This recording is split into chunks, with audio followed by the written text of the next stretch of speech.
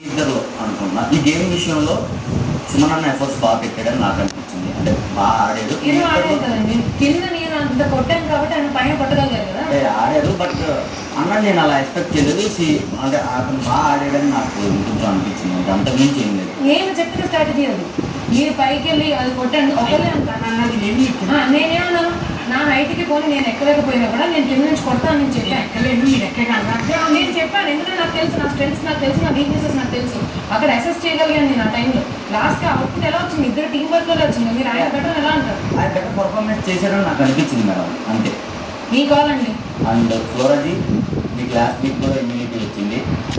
So please ఏమనుకోకండి, నేను వాళ్ళకి తిరోకి ఇద్దామని అనుకుంటున్నాను. Thank you.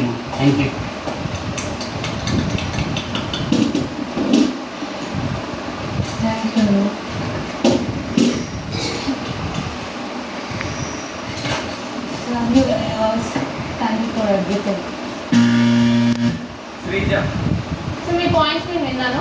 ఫస్ట్ నేనైతే తనుజకి సుమన్ గారికి అయితే ఇచ్చేస్తున్నాను క్లియర్. అది ఎందుకు ఇవ్వట్లేదంటే వైల్డ్ కార్డ్గా వచ్చావు, ఫస్ట్ 2 వీక్స్ లేవు.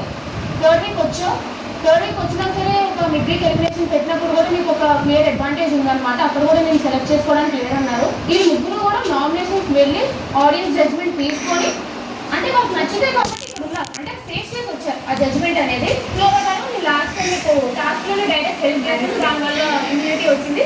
సో నాకు వాళ్ళిద్దరికి ఈసారి అయితే ఇబ్బంది. ఇప్పుడు నా తప్పు కాదంటావు. మిడ్ వీక్ ఎలిమినేషన్ జరిగినప్పుడు నేను వచ్చింది 24 hours కూడా అవ్వలేదు.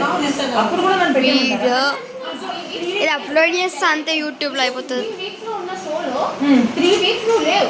4th వీక్ కూడా నీకు ఇమ్యూనిటీ ఇచ్చేస్తే మిగతా ప్లేయర్స్ అందరికీ డిసడ్వాంటేజ్. నేను ఒకవేళ నామినేషన్స్ లో ఉంటే కూడా నాకు కూడా నేను చూసుకోవాలి ఎవరు ఉంటే బాగుంటుంది, నాకు ఎవరు కాంపిటీషన్ గా ఉంటే కూడా బాగుంటుంది, ఎవరు ఉంటే నేను సేవ్ అవ్వడానికి ఎక్కువ ఛాన్సెస్ ఉంటాయని కూడా చూసుకోవాలి.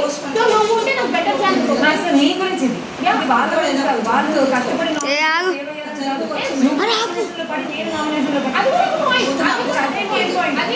మెయిన్ పాయింట్ నువ్వు నాకు అర్థం చేసుకున్నా.